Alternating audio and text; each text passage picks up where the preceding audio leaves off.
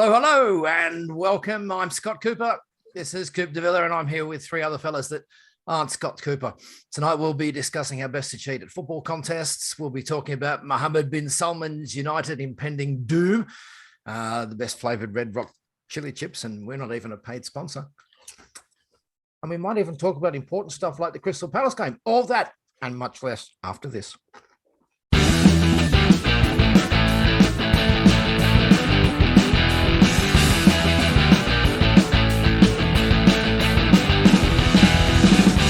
Okay, welcome back. Of course, I'm not Scott Cooper. The real Scott Cooper is over here somewhere. Joining us as usual is young Noah in Melbourne and Aman also in Melbourne. I understand. Welcome.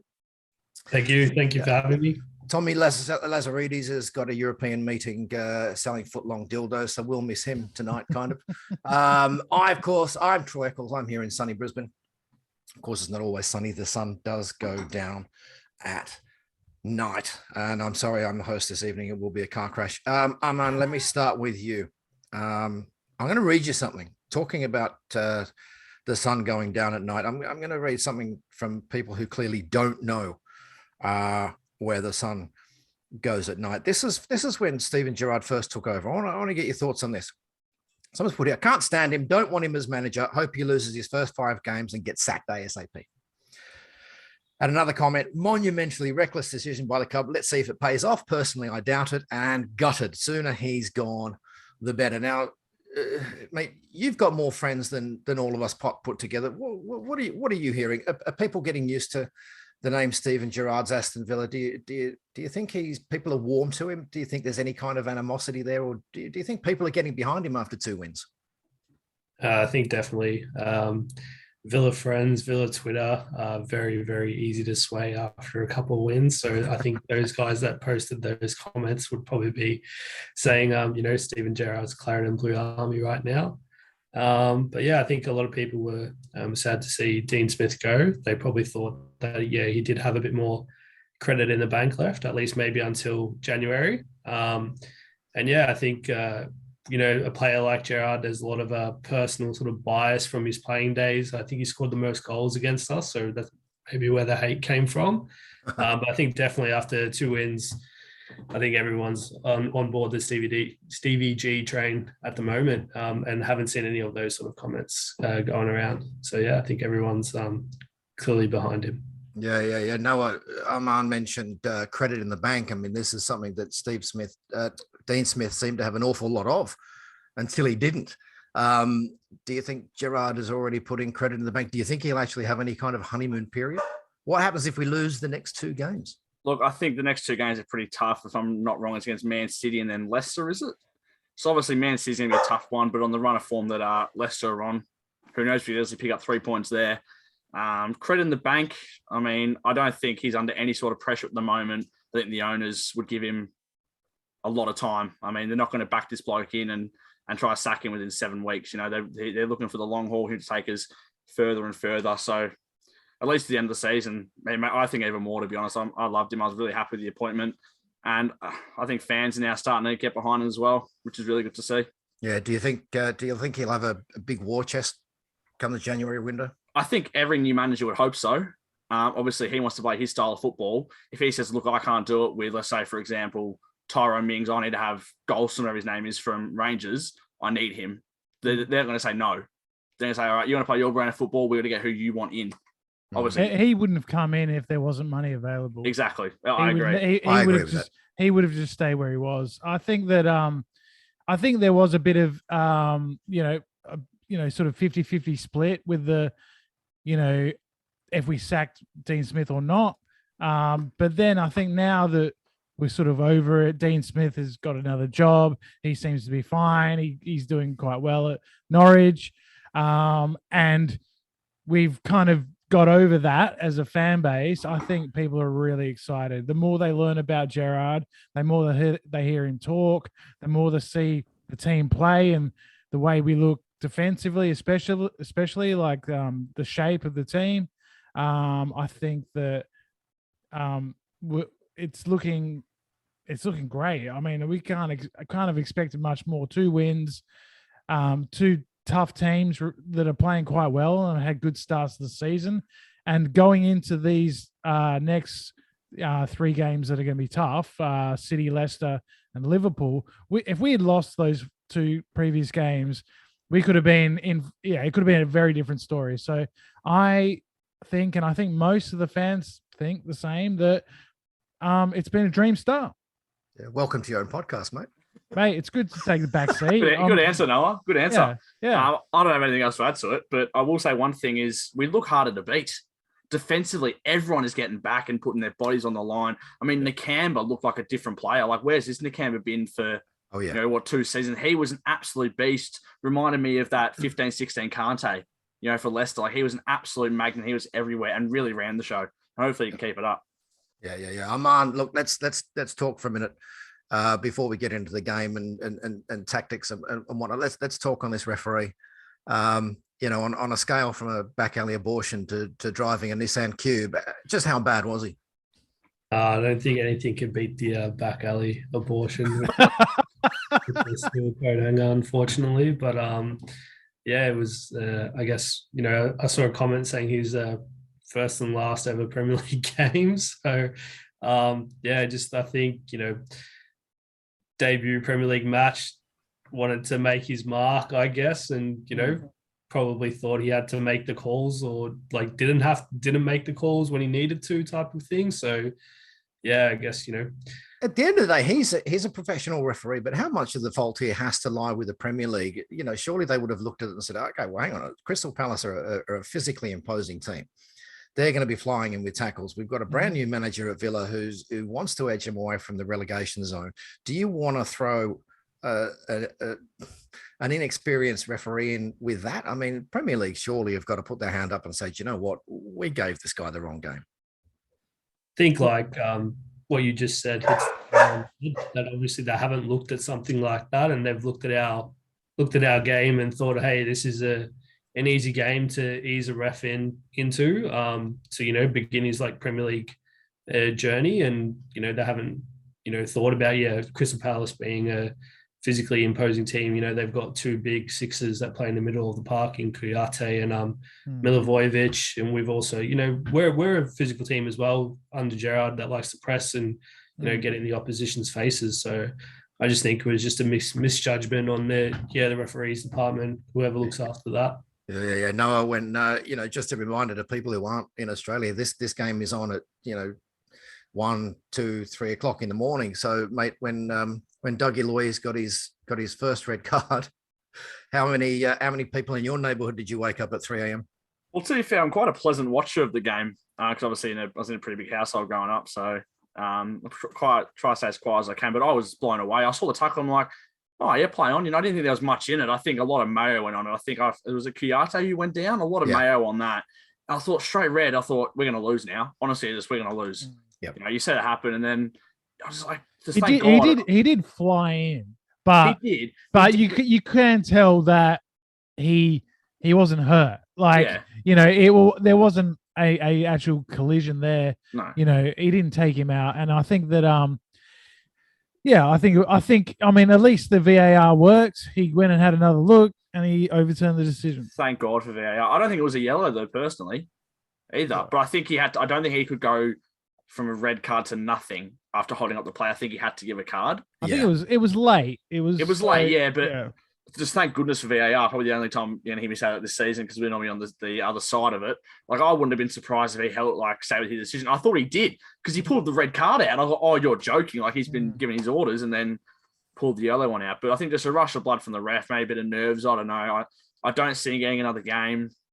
I think it must have been good. Well, I'm assuming Tyrone Mings was in there calming people down and actually speaking to the referee with some respect, saying, okay, you wanted to pull the red. Just do us a favor and check VAR first. I think had it been a case where we'd been super aggressive and gone in there and called him every name of the sun, he might have said, fellas, jog on. Is a red card, do one.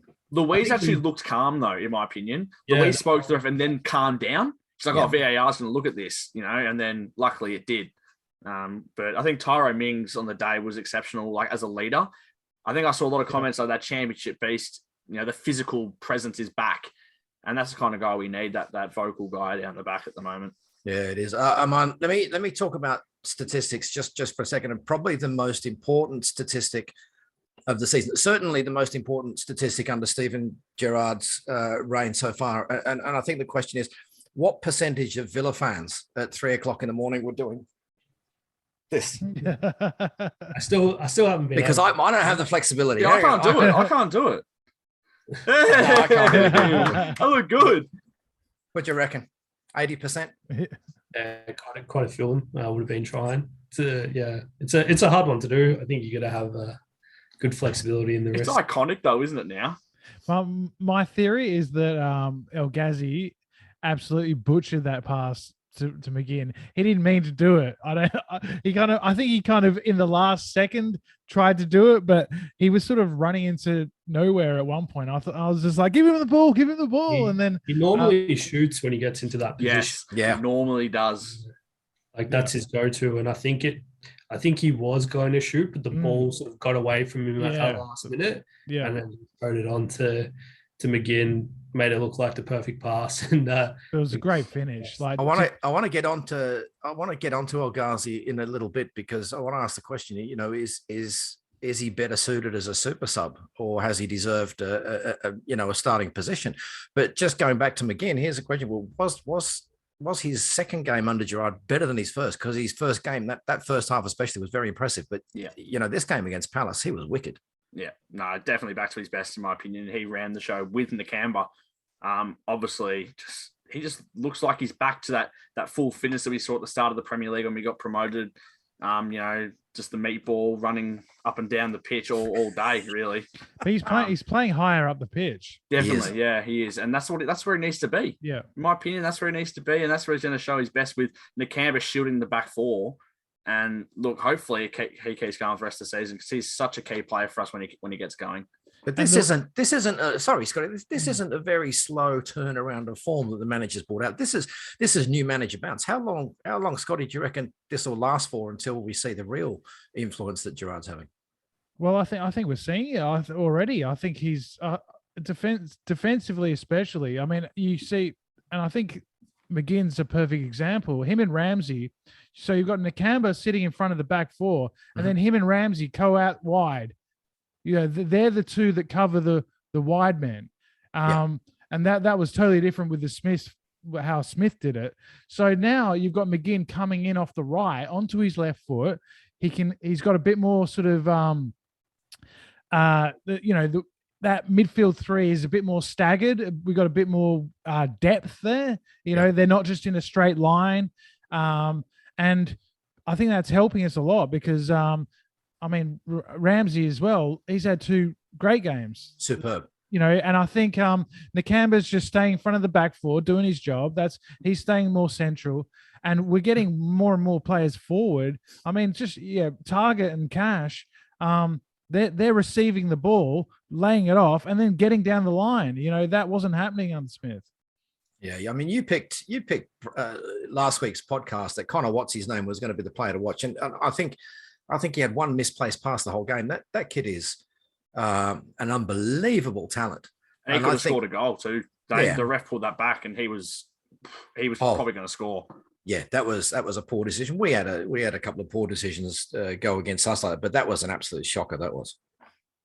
Yeah, well, he's so calm when he actually receives the ball. That's the one thing that I think he's kind of always had, and he just needed to get maybe a goal or two, and fill out a bit, and this season he's been driving with the ball a lot more. And yeah, I mean, I'm really looking forward to what Gerrard's going to get out of him in the coming months. Jacob Ramsey, look out. Oh, I thought you were talking about Connor. I thought you were a fanboy because he's blonde. No, I was talking about Jacob Ramsey. Sorry. Okay. I thought, yeah. But yeah, no, Connor Gallagher, I mean, has been amazing. And, he had a few moments, but he was shut down pretty well, I thought. And Nakamba, has to take a lot of credit for that. Nakamba was absolutely brilliant. Yeah. Nakamba was brilliant. Would you, Aman, stick to the same formation in the next game? Yeah, I think the 4-3-3 suits us with one holding mid and either 2 8s or 2 10s, whatever you want to call them. But yeah, definitely that one sitter in front of the back four helps us out. But I think like formation aside, I think it's just the general tactics. We've sort of gone back to that high press of last season. Press them early, and then if the press fails, then everyone get back into a block and be compact. Because last season we saw we've got the players, especially the front three players. You've got a guy like Watkins who's a pressing machine, can initiate the press, and then you got someone like Nakamba who just sweeps everything up, and then his passing's been immense. That was one of these criticisms from previous games. He was always good at intercepting, making challenges, but when he got on the ball, he would turn it over straight away, and he would turn it over in our back third. But I think last game he had something like a 90+% passing accuracy. So yeah, it definitely helps when you've got a guy there who can retain the ball and then move it on to players like Ramsey and McGinn who can drive forward. I think another 3 games with this kind of form, then, marvellous Nakamba, we could look at him and say, is he Kante light? We're going to lose him in January for the Africa Cup of Nations if that goes ahead. So yeah, big loss. We'll lose him for a few weeks, and hopefully there's no injuries to like Dougie during that period. Sponsored by Omicron. Yeah. No, well, I agree with all that, and I think the fact that we're just in a far better shape means that Nakamba, when he receives the ball or wins the ball, he's got options. Like, I think one of the things that is a huge difference between the last 5 games of Dean Smith's time and these 2 matches is how many times did you see previous under Smith knock it around at the back, Mings gets it, goes out and just hoofs it down the line. Hoofs it long. Yeah.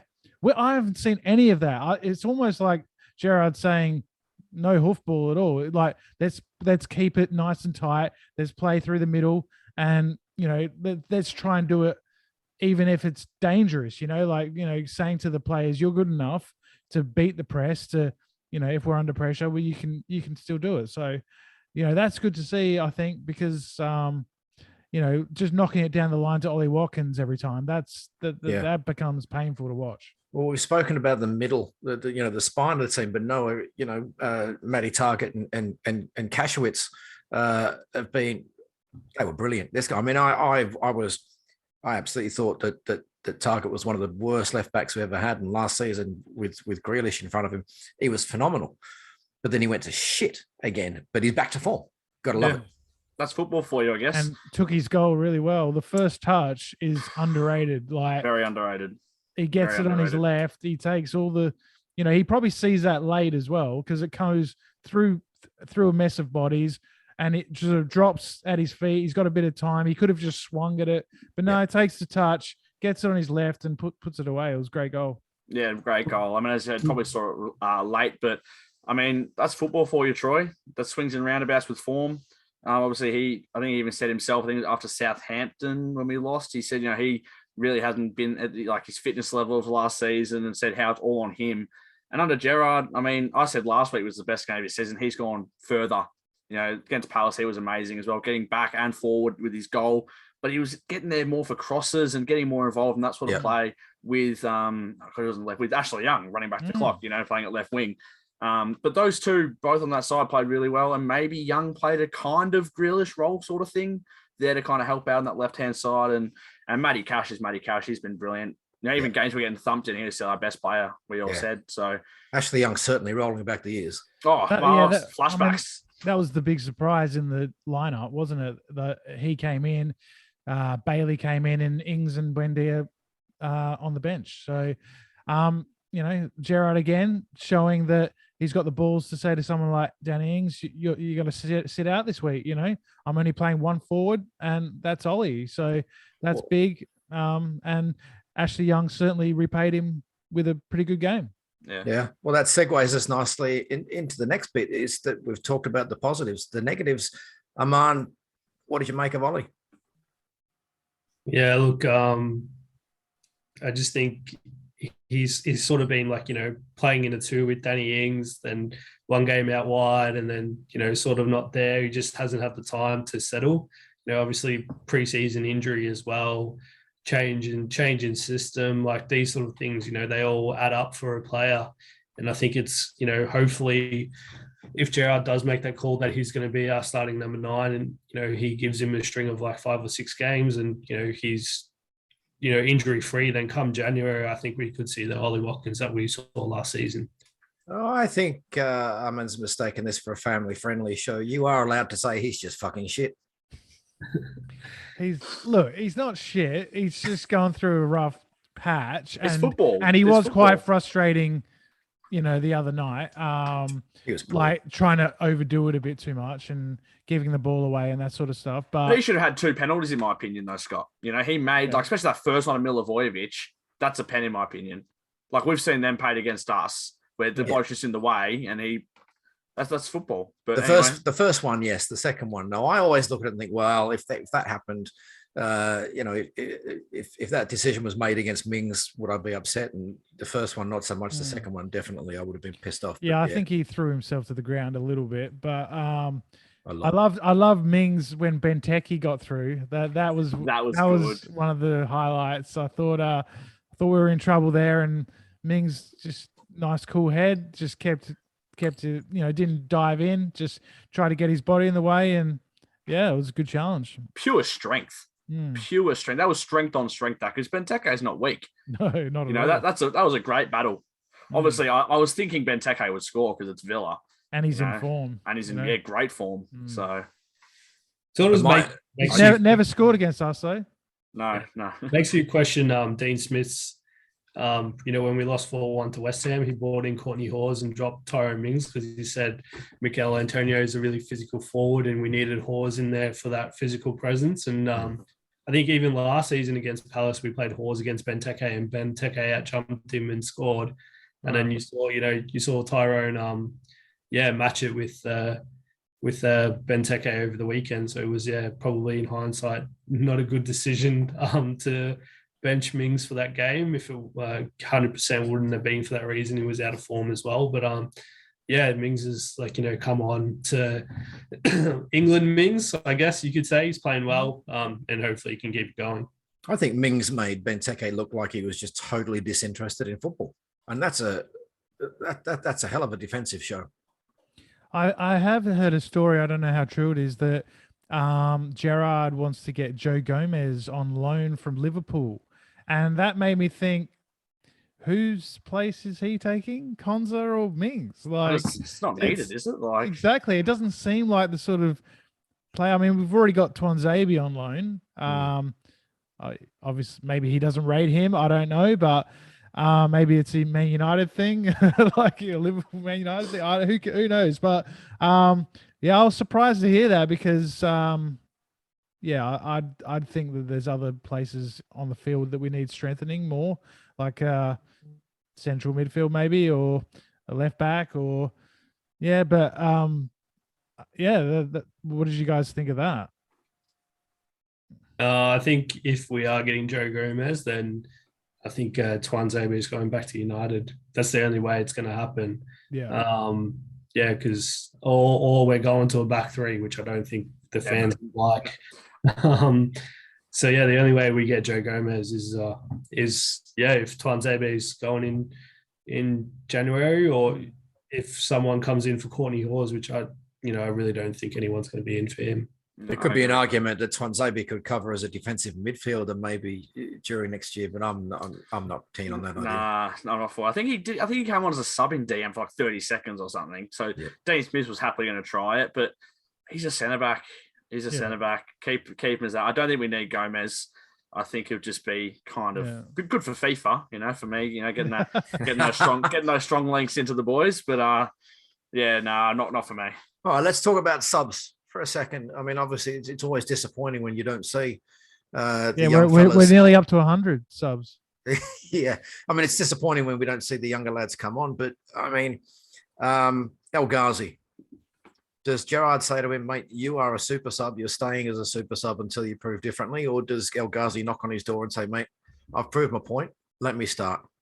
A bit of both. Could be used as ammo, as you said, make him want to perform when he comes on, but then also make him start. But I think all the subs were exceptional, by the way. I think they both, Buendia and El Ghazi were involved in the McGinn goal, and that was really good link up from Buendia to El Ghazi. But Yeah, I that think was it's a more lovely back heel. people got to fight for their place. And if CVG's unhappy, then prove it in training. Come on and prove it. Prove why you got to do this. Like Danny Ings wouldn't be happy. He was an unused sub and he cost us 30 mil. But he's got to prove it. He's got to Apparently, prove it. he was carrying a niggle. So yes, but why would he be on the bench then? You know what I mean? Like, so. Is But, he? well, is I he- mean, and then there's guys like Traore that still to come back. There's, I mean, those wide positions in that front three are very, very up for grabs. We've got a lot of options. You got guys like Philogene Badace that don't even play at all, don't come off the bench. And we've got high hopes for him. And then you got El Ghazi, you've got Buendia, you've got plenty of options there, and I think he's going to probably give most of them a chance, and before he decides what's his best lineup. I could see changes for the City game. Yeah. I don't think El Ghazi should start for the City game. I'd sort of keep the same formation we played with Young and Target on the left-hand side. I think, good experience, and obviously against City as well, you want to have some sort of like reinforcement from the wide areas. But yeah, I think Anwar's like Matty Target is the biggest confidence player we have in our team. We've seen it since he's joined the club. He goes through spurts where he's like down here, performances, aren't good at all. And then, he slowly builds himself up, a couple of moments in one or two matches. And then next thing you know, he's playing like Cristiano Ronaldo was back in the day, doing like all these flicks and tricks and stuff like that. So, it'd be interesting to see how he goes over the next two games. If he comes off the bench against City and has a few good moments, then who knows, he could be, in with a start against Leicester. And, Man City apparently got a few injuries. I've read. Do we expect he who must not be named to play? Apparently still out. Apparently he's going to be injured. Unfortunately, he was always going to miss the trip to Villa Park. He was always going to. Yeah. I think. I know the fan base. I don't know about that. I think the fan base is conspiracy shit. No, I know. I reckon he would love to play. Of course he would. Of course he would. But I'm saying, as soon as he signed, I thought he's going to miss. I just thought to myself, he's going to miss the trip to Villa Park.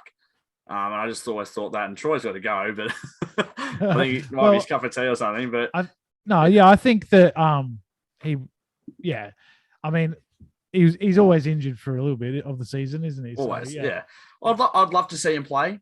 I would hope the fans would give him a nice reception. Obviously, the fans are split. I still love him, in my opinion. I know he's gone on bad terms, but we got 100 mil for someone, in my opinion, that's not worth 100 million pounds. No. So I think, yes, he did look after the club by getting us that kind of money, but it's sad that he's not in the Villa top. That's how I see it. I'd love to see him back. Still the best day of my life as a Villa fan, meeting him. It's such a good day for me personally, but yeah. Is it confirmed that he's out, or is it just rumors? It's at the moment. I think that they've got I heard the City page on Twitter that everyone goes on. They posted Torres, Laporte, someone else in Grealish. De Bruyne, Foden. I'm most likely going to miss the game. Laporte's suspended, I'm pretty sure. He is. Yeah. Yeah, Foden and Grealish and KDB were the names that I saw that were going to play. Yeah, Torres, I think he wants to leave and go to Barcelona apparently. So. Yeah, don't know if he's going to play or not. Even if Grealish doesn't play, he'll want to be at the game. Do you think he'll be open in the crowd and he's No, he'll be in a box. He'll stay at home, I reckon. You reckon? I mean, he's just opening himself up for criticism, or boos or whatever. If he's just there and he's watching, he could just. I don't think he'll travel with them. See, to me, I think if he shows up in his $10,000 tracksuit and he sits in a crowd somewhere obvious, I think take the venom now. And next time Man City do play Villa, next time he's at Villa Park, that's tempered a bit of the anger against him, maybe. Yeah, maybe. Possibly, or just next season we might have forgotten. In a way, it could be. I think because it's the first time, whatever he does, it's going to be, if he stays at home, they're going to say, oh, he's staying at home. Yeah, he won't please everyone. But in my opinion, it might, obviously not as hostile, but it's like when Fabian Delph came back. That first time he came back, it was so hostile at Villa Park. Yeah. But now it's not the same. It's not the same anymore. He still gets booed, I think, but it's not, that day he came back, it was really bad. So I think it'll just die down. I think different circumstances. Oh, yeah, I think 100%. when Dolph left, everyone hated him. Yeah, 100%. Yeah, everyone hated him. Whereas with Jack, it's split. So yeah. All right, talking to Villa boys, we got Dean Smith at Norwich. Let's just touch on that for a minute. They're facing relegation. They're looking down the gun there, but they got Newcastle. Newcastle have got 2 relegation fights on their hands. Do you think they're going down?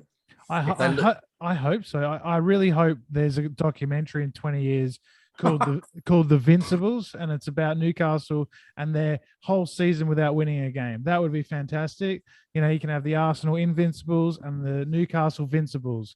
That would be just a brilliant story. And then they can buy, you know, all these superstar players in the championship. Good luck to them. You know, Yeah, they're definitely that.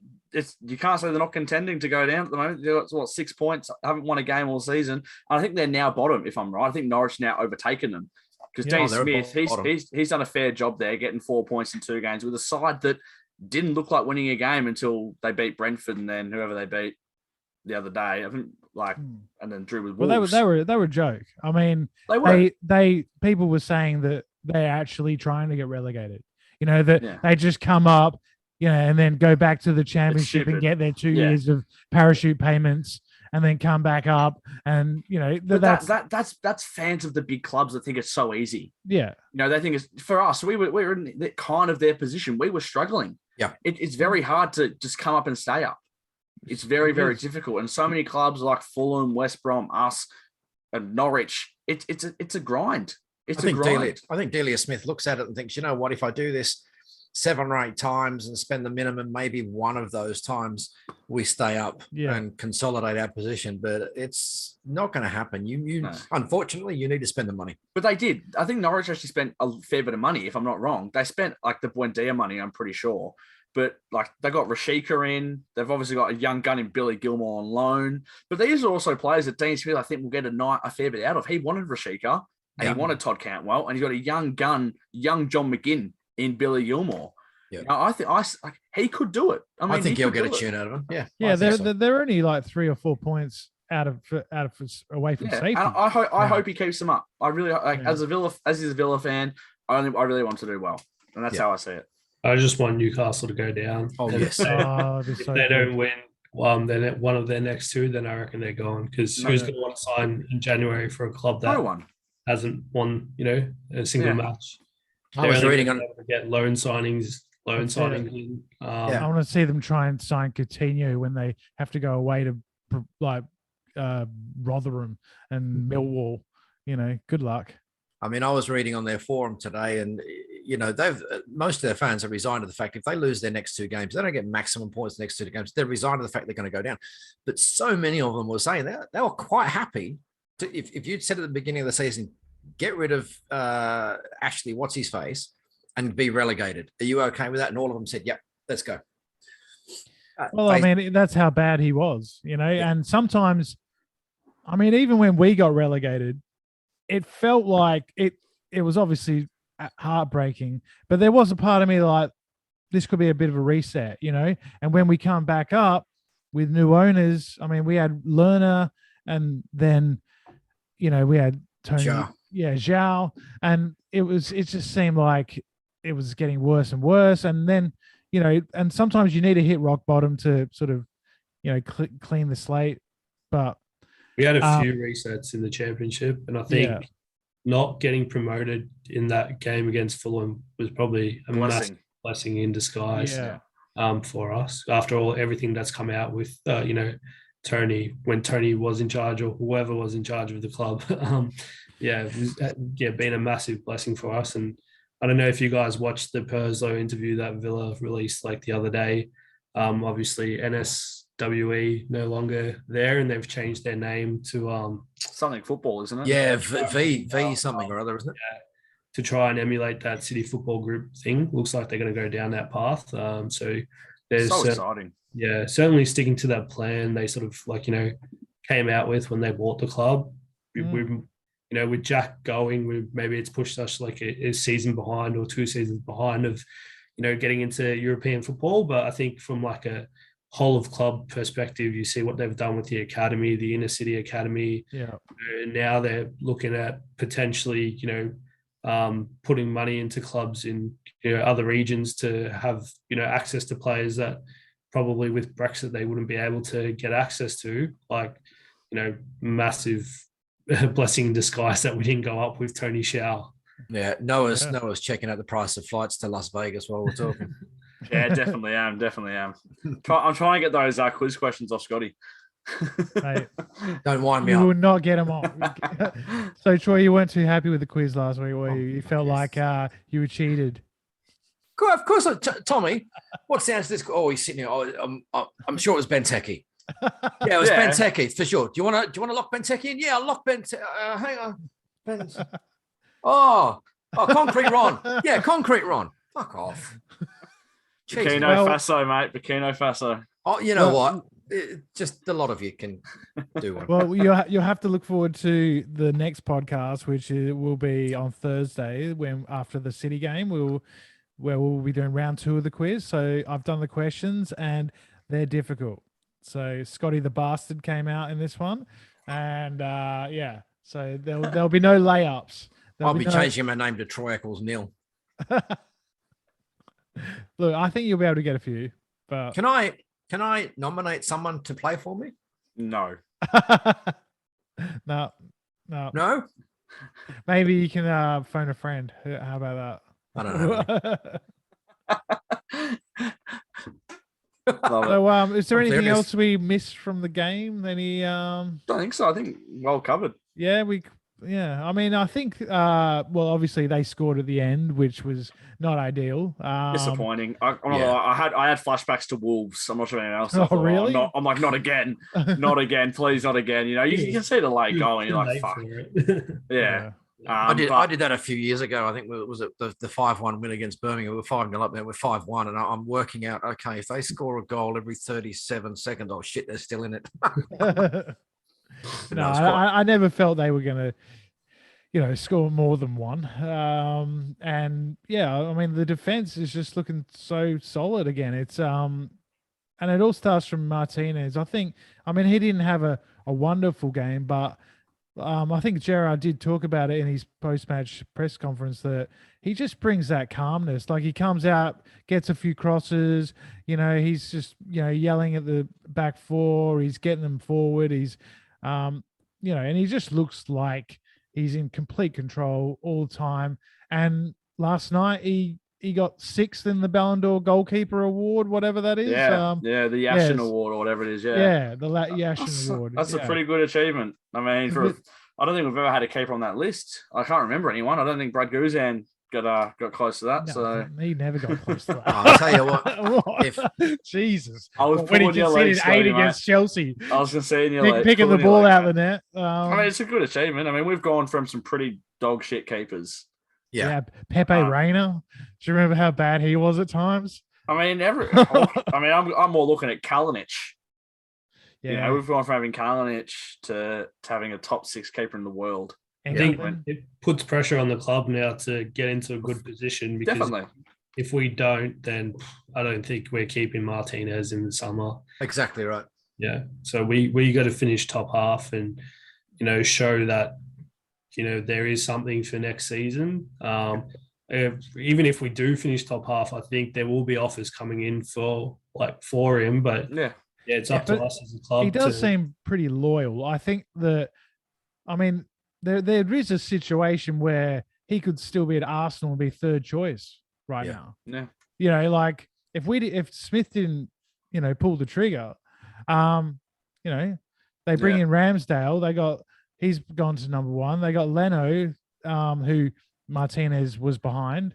It's we just struck gold. And I'll tell you what, if there was a Ballon d'Or for being a wind-up merchant, this guy wins it, doesn't he? Oh yeah, trash talk is supreme. But not just that, the fact that the Palace fans were on our back for winding the clock down, and this guy picks up the ball from one side of the 6-yard box and casually walks to the other one. Oh, fuck, if he was playing against us, I think I'd jump on the pitch and lamp him myself. Well, he was injured at one point, wasn't he? And he actually, on the replay, I saw a clip where Mings comes up to me, he says, I'm all right, don't worry. Like, you know, he basically just says, yeah, I'm just wasting a bit of time. But Talk you about know, just to talk about wind-up artists for a minute. Zaha, why did they? I mean, he's a monumental prick, a galactic asshole. Why did they take him off? He just was done. It wasn't doing much. Like besides that one shot in the 10th minute or whatever it was, Cash was all over him. yeah, Cash was good. Cash was really good, and they had to try to change the game. It's like, did they bring on Edouard for him or someone else? We were Eze, hotly rumored Eze, to be in for Edouard, weren't we? Too? Yeah, I know we were, but look, we ended up getting Watkins. I think it was kind of a Watkins or him sort of scenario.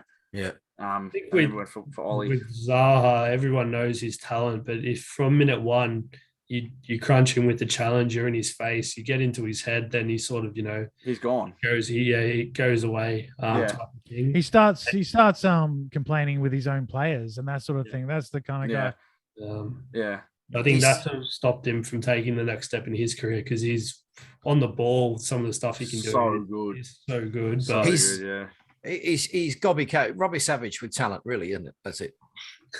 It's like when I used to play and we play like a Croatian or a Serbian team or something like that, we just say, if we can get them to start complaining to each other, arguing within each other, that's it. We've won the game. Yeah, that it's over. They just lose complete control. And some players like that. Hang on, at the beginning of this podcast, let me rewind all the way back, being the fucking host who doesn't have a clue what he's doing. You wanted to bring up something. How did you become a Villa fan? Yeah, so I can go through. I got it up on the screen. That's what I was getting up, Troy, on my phone. Well, I'm the host, so pipe down. Sorry, mate. I'll let you find the comment if you want. the host of Christmas Pass. So it's actually a comment from Linky. So thanks very much for dropping all your comments and support. It's been amazing. Up to 86 subs at the moment. And their support's been really good on the last. Look out, Joe Rogan. 86,000 subs is amazing. Go on. I wish it was. Yeah, one day. But it says, can you tell us why and how you became Villa fans? Obviously, us being from Australia, normally it's your big dogs, your top 6 clubs you all go for. So Aston Villa in Australia is not a really heavily supported team compared to the other bandwagon clubs. So, I mean, we can go around. I can start if you guys want, or Troy, you're the host, mate. I'll let the host. I don't want to, just destroy him. But Troy, you can start, mate. No, go ahead. Don't let me interrupt your interruption. So mine's a little bit different. So my uncle, Paul Cox, Coxie, who we all love, number one fan. He was born in Burton-on-Trent, but my family were living in Sutton Coldfield at the time. So obviously he became a Villa fan. And then one morning I was staying at my grandparents and he was watching the game with my granddad. So I woke up to get ready for school. Would have been like a 7 a.m. game that finishes at around 8:30, 9 o'clock in the morning here. And it was Villa Newcastle, I remember, and we won 2-0.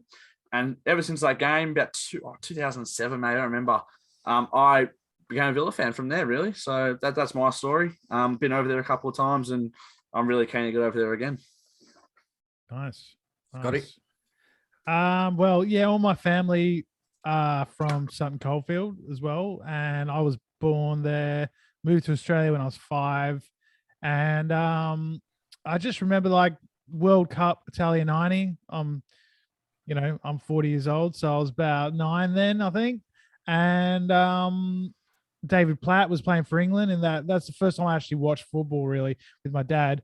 And he was like, "Oh, this guy plays for Villa. He's our team." I was like, "Oh, okay." And then he scored some goals, and then I started just watching the games after that. I mean, we back then there was no live matches. It was all just an hour highlight show on a Monday night on ABC. That was it. So yeah, I didn't know the scores, or anything. I just because we didn't even get it on the sports shows and stuff in the paper really over here back in the early 90s. That would have been. So yeah, and then I was hooked. I remember, just going with my grandma and my granddad to Jim Kidd Sports Store, and I saw an Aston Villa shirt on the hook, and I didn't think they make them because I was into it by then, but all I'd seen here was like Liverpool, Man United shirts. That's all they had in the sports stores. And they're still rare to find here. They're still like, I think Rebel Sport got some a few years ago, but they are very, very rare to find in Australia. If you remember Rebel Sport a few years ago, do you remember when Randy Lerner was in charge? You had the general running things. And he had a bit of a dummy spit saying there was a delay on the kit because a lot of them were printed without a sponsor on the front. They were I've got one of them. They were a rebel sport. Yeah, I've got one of those without the sponsor. That was the McLeish year. 2011, 2012. This kid here? Actually, no, Genting. It was a Genting shirt. It was like checkers. Yeah, I've got that one as well. Yeah. Look at Armin pointing to his background. For fuck's sake. Look at this. Yeah. Oh, but my my auntie was a stewardess at Villa Park for like 35 years. So she used to send me over like signed stuff from all the players, and I've got a shirt that Paul McGrath wore in a match and that sort of stuff. So it's pretty cool. Wow. What about you, Aman? How'd you get into the Villa? Basically, because I love this man at the back. Oh, Ashley Westwood, yes. Yeah, no, I don't have any family from Birmingham or Sutton Coldfield like Noah or Scotty. My one's a bit of a weird one out of left field. I think it was in 97. Yeah, 1997, so pre-98. My dad was working for DHL and he made the DHL like Australia team for like a global World Cup. So he went over to Belgium, I think it was in, just to play in like their company World Cup type of thing. And after the tournament, he decided to go around Europe, visit a few places with him and his workmates. So who knows what he got up to? Might have a few brothers over in Europe and stuff like that. But yeah, he bought back a lot of jerseys for me. And I had two favorites. One was a Villa one. It was an away kit. I can't remember exactly which season it was from. But yeah, that was my favorite one. And I also my other favorite one was a Schalke top. So obviously Schalke in the Bundesliga, but I think it was because Bundesliga wasn't shown here at all. Yeah. Hopped on to like the Villa bandwagon, I guess, and yeah, pretty much wore that top to like every indoor session, every time I went training. And then it wasn't until I got to high school where it became like really, really big because at the time, I grew up playing AFL, so I didn't really talk about it like during primary school and stuff. But at high school, weirdly enough, my group of mates, we had one guy who was a West Ham supporter, one guy who went for Stoke, one guy who went for a Newcastle supporter. So it was like, everyone going teams, everyone going for those odd bunch of teams that you don't hear in Australia, from like United and obviously I had mates that went for United, Liverpool, or your big clubs at the time like AC Milan and stuff like that. But and Leicester for 1 year. And Leicester for 1 year, and then but yeah, sort of ever since I got that jersey, I just said, I'm going to be an Aston Villa fan, and haven't changed since, and never ever will change. What a shame. Awesome. What about you, Troy? Well, I mean, I was born here, but I went to the UK with my mum, and it became a blended family, and my dad sat me down and said, well, we need to support a football team. Who should we support? And for the longest time, I thought that it was me who the first name out of my mouth was Aston Villa. And I did think that I picked that for the whole family, but little did I know that my dad's dad was a Villa fan. My dad played for Villa Boys when he was 15 and they were all mad for it anyway. But so that was it. First time I saw the pitch at 7 years old was the most marvelous thing I think I've ever seen. And to this day, whenever I smell a cigar, it reminds me of underneath the Witten Lane stand. It was incredible. But, we often hear that you don't choose Aston Villa chooses you. And my missus, two grandkids, one of them, well, her son is a fucking massive blue nose. She's a blue nose. Right. But her granddaughter turned around one day and just said, out of the blue, doesn't follow football. She says, I'm an Aston Villa fan. Oh, the upset.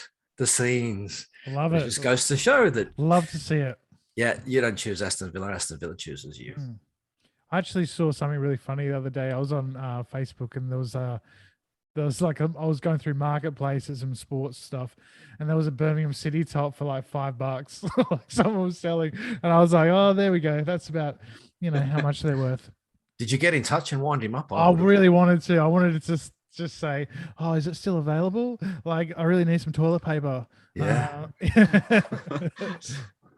No, but I didn't harass him. But no, but it's pretty good. So were you in Australia then, Aman? Were you born here or were you born in Fiji? I was born in Fiji, but moved here quite young. 6 months old, family moved over. My second favorite Fijian, apart from Nick Nat, Atanui. Love it. I don't think many people watching know who that is, Scotty. Well, he's West Coast Eagles ruckman and one of the best ruckmen in the AFL. I thought he was watching superstar. FijiPorn.com or something from it. Well, you got to do something with your Thursday nights. Yeah, but I like the different stories that people were saying. So in the comments, let us know why you became a Villa fan. Let us know how you fell in the love with the Villa. I think everyone will be different. A lot of people will be born into it. Some people will be, but as Troy said, it definitely chooses you. And I'm very happy it did. I'm happy I don't go for one of those big clubs, the bandwagon clubs. Going to Villa Park is very special. As Troy said, I wasn't as young as you, Troy, but I still remember walking up those whole 10 steps for the first time and, watching that first game for me, which was very lucky, was just Villa Birmingham 4-2, having Alan Hutton running at me, scoring that goal. They're things I'll never forget. Awesome. And it's just good memories. I love getting up. Well, not as lucky as you, Scotty, having 3 hours off, but getting up at 4 a.m. and especially if we win, it makes your whole day. It makes it so worth it. We've got a 7 a.m. game coming up against Man City, so hopefully we can get 3 points. Yeah, that's youth for you. We lose a game, I used to get really upset, but I think after I turn 40, I'll throw a remote control, break it in 7 different pieces, and then just get on with my life. I don't care. Yeah, I've always been pretty calm in games. I never get too high or too low. I mean, obviously love it when we score, but I don't know. I think I've taken way too much football in my life that I always sort of understand that it's going to get worse and it's going to get better. It's and just as long as every now and then we have a game like the 7-2 against Liverpool, or we win a cup here and there. I mean, we haven't for a long time, but you kind of just like these kind of Man United fans and that are like, oh, we've had a terrible year. We finished 4th and we won the League Cup. This sort of attitude. I'm like, that's you guys you don't understand what failure is. No, 100%. But if I saw Villa win one League Cup, I would remember it forever. I mean, obviously Troy and Scotty, you guys remember us winning a few. Yeah. Well, yeah. I was really young. Yeah, but I've seen us make 2 cup finals. One, I think we lost to United and then lost to City. Obviously, won the prestigious playoff final cup. We lost to Arsenal as well. Oh yeah, on Arsenal as well. So I've seen 3 cup finals. The Arsenal one was we got battered. We got battered in that game. The Man United final was just an absolute joke. When what's his name should have been it should have been sent off after 2-3 minutes, whatever it was. That was bullshit. Yeah, that's the refereeing decision that still stings. Speaking of dickhead referees, have you seen who's the referee for the Man City game? Mike Dean. And who's on VAR? Kevin Friend. Fuck my life. So, yeah, Douglas Luiz will get sent off, and Tyrone Mings will probably get sent off too. Yeah. Well, hopefully not. I don't know. Fingers crossed.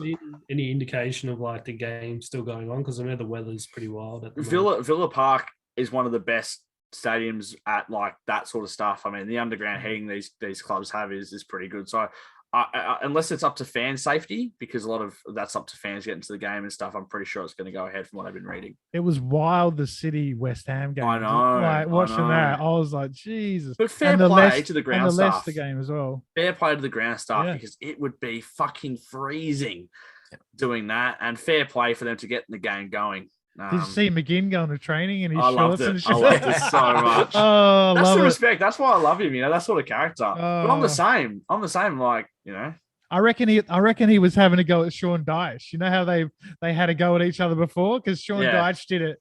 They were gonna, when they were talking about calling the Burnley game off, he was out there in his shirt and tie, just like, what? It's and then. McGinn's like, what, shirt and tie? I can do better than that. How about shorts and a t-shirt? Love it. Yeah, but love McGinn at the moment. Just love what he's doing. Love what Gerrard's got getting out of him. And I mean, in a lot of ways, he's kind of like our driving force, like our captain. He very often, if he plays well, we play well. If he was very up and down under Smith earlier in the season. He had a good game, then he had a bad game. And, I mean, his first 2 games under Gerrard have been, outstanding. Yeah. Pretty Phenomenal. good. Just going back to the Villa Park pitch, that there is a time lapse video on. I'm sure it's on YouTube, of the yeah. whole construction of the Villa Park pitch, and it really is something to watch. They do that every couple of years, I think. Yeah. If I'm not wrong, I think they do it which is amazing because it's very expensive to rip the whole thing up. Yeah. But when you go, like, I think, Aman, I'm not sure if you went on the tour there, but I did. And they really talk about how much work goes into this ground. So let's say it's snowing and it's, quite heavy. The groundsman goes on his iPad and just turns the heaters on. Yeah. Like it's unbelievable the amount of technology they got to make this ground really like the way it is. And it's something special. I think Perslow said in his video as well that they're looking at expanding The North Stand. 20,000 people waiting Fill for season tickets. filling in the corners. Yeah. That's It has to be done. The North Stand is a shitbox. Oh, it is. But the thing is, how long will it take them to get that up, you reckon? You obviously don't want to have half a stadium not there for for a season. Yeah. Whatever it is, so. Yeah, I would say that we might lose one stand, for like half a season or something, and then they'll do the Yeah. other one. Yeah. But Depends if it's like a total redevelopment of like. I think it the just needs to whole thing or- expand it. Yeah, it's just a So, stand. yeah. He threw out the figure of 50,000. Don't know if that was like a Freudian slip or if he was just, just said 50,000. Yeah, I think I it's just I had 51. Yeah. It'll be around that. Yeah. It's so you can't have 20,000 people waiting for season tickets. I mean, that just proves the supporter base we have, which is incredible. So, Yeah. All right. Should we Predictions. wrap it up? Yeah, Or, predictions we'll do for the Man predictions? City games. Yeah. You know what? you want me to go? Yeah. You're pointing at me on my screen. I know my screen's pointing as well. That's why it put me off. I'm gonna go. You gotta predict a win, don't you? I'm gonna go 2-1, and I got very close to the Brighton prediction, by the way, which I predicted 2-0. You And did. then Watkins and Ramsey to score. So I'm gonna go 2-1. I'm gonna go Danny Ings, and I'm going to go Leon Bailey to score for us. Okay, I will go 2-2, and I'll say Ramsey and Watkins. I reckon Ramsey's going to do something hope like so. a late I hope so. equalizer or something. I hope so. Yeah. Aman. I'm going to go 1-1 and going to go for a set piece goal, Nanny McPhee special. Don't know who it's going to be. Nanny McPhee. we don't call him that on this show. Troy calls him the bearded lady. But yeah, I think it's a good time to play City with all those players rumored to be out. I think the conditions not going to be favourable for either side, so I think it'd be a good time to play them. Obviously, us with a lot of confidence as well. So yeah, hopefully we can nick a win. But I'll go 1-1. Yeah, same for me. I think 1-1. I think Ramsey will get it for us, and I got a horrible feeling Mings is going to score an own goal in the last minute of the game. Well, I am a miserable bastard. I think the most important thing is if we can still see that kind of improvement, if we can still put in a good shift and, give them something to worry about, I think the fans will be happy with that. I mean, no one will be expecting us to win the game, but you know what? We're at home and why not? So let's do it. Up the Villa. TV. So just thanks, guys, for subscribing, liking the video. This is when Scotty puts the subscribe button over my beautiful face. Yeah, I need to do that. I need to learn how to do that. As Scotty saying, the support has been incredible. Obviously, Scotty started it by himself, and I feel privileged to be invited on to do it. So yeah, just support through the roof, and appreciated. I'll get my brethren in Fiji, so you'll get the whole. Yes, love that. Yeah, get that happening. Yeah. Thanks for coming on. You're quite welcome to come on next time, and if someone can't make it, Tommy's just a jet setter. He's all over the place, so he's often not available. He's in his car and the battery's gone flat. That's what the problem is. All right, so we'll see you in a couple of days after the City game. Let's hope we get something out of that game and up the Villa, and we will see you next time. Later. Thanks, guys. Thank you.